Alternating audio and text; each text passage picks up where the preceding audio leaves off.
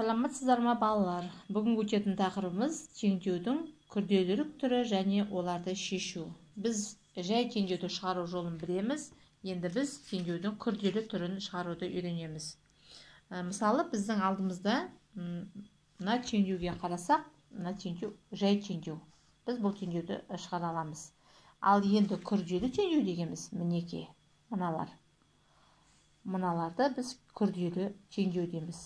Енді бір күрделі теңдеуді шығарып көрейік. Күрделі теңдеуді қалай шығаруға болады? Мысалы, мына жерде А азайту 69 тең 12 мен 9-ның қосындысы. Осы теңдеуді шығарып көрейік.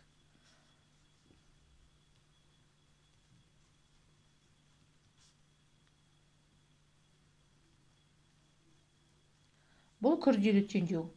Күрделі теңдеуді шығару үшін біз алдымен оны жай теңдеуге айналдырып алуымыз керекпіз. Оны қалай айналдырамыз? Теңдеудің мінеки екі бөлігін көріп отырмыз мінеки. Бірінші бөлігі, екінші бөлігі. Бірінші бөлігінде А белгісіз сан бірінші бөлігінде тұр мінеки. Екінші бөлігінде санды өрнек, біз бұны шығара аламыз. Бірінші бөлігі әріпті өрнек болып тұр, екінші бөлігі санды өрнек болып тұр.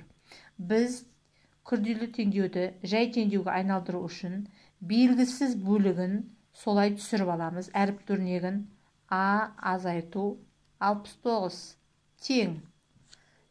Келемізде енді санды өрнек жағын шығарып аламыз. 12-ге 9-ды қосамыз. Неше болады? 12-ге 9 қосқанда 21, солай ма? Мына жерге жазып қойымыз болады. 21. Міне осы 21-ді біз мына жерге жазамыз. Екеуі қосқанда шыққан санды жаздық. Міне бізден шықты жай теңдеу.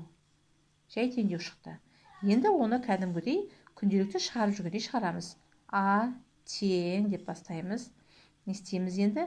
Бірінші белгісіз санды табу үшін аның орнындағы біз екеуін қосамыз. 69-ға 21-ді қосамыз. А тең 69-ға 21 қосқанда неше болады? 90 болады. 90. Енді істейміз, тексереміз.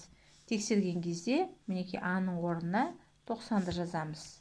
90 азайту бірінші жолды түгелімен әкеліп мына астына түсіреміз. 69 тең болады 12 қосу 9. Ал енді екі жағын салыстырайық. 90-нан 69-ды аламыз. Неше болады? 21. 12-ге 9 қосамыз. Неше болады? 21. Сонда екеуі тең болады екен. Енді мынада жақша түріндегі күрделі теңдеуді шығарып көрейік. X қосу жақша ішінде 25 пен 6-ның айырмасы. Ал көрейік. Енді не істейміз? Қараңыздар. Мына жерде X міне тұр. Жақшаның сыртында. Жақшаның ішінде санды өрнек тұр. Біз бұл санды өрнекті шығарып ала аламыз. Шығарып алуымызға болады. 25-тен 6-ны алғанда неше болады? 19. 19 шықты мінеки. Енді біз жазып қарайық. X-ті жазамыз. Қосу. Неше болды? Жақшаның ішінде шығарып алдық. Неше шықты? 19.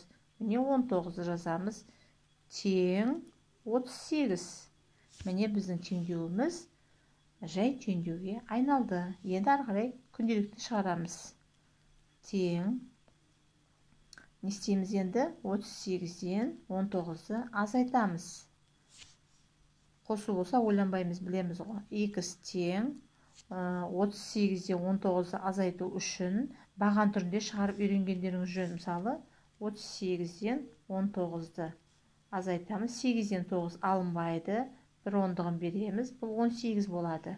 18-ден 9 аламыз. 9 шығады. Мына жерде 3 еді.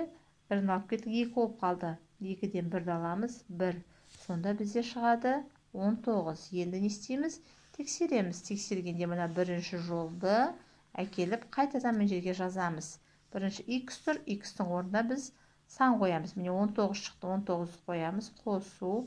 Мыналар түгел жазамыз. 25 азайту 6 тең болады 38. Енді салыстырамыз, мінекей тең болады. 38 шығып тұр, тең 38 шықты, 38 жазайық. Енді мына жағын тең боладың, мына жағын шығарамыз теңдіктің. Бұл жағын жақшаның ішін шығарып аламыз. 19, 19-ға 19 қосамыз, 38. Сонда 38 тең 38-ге.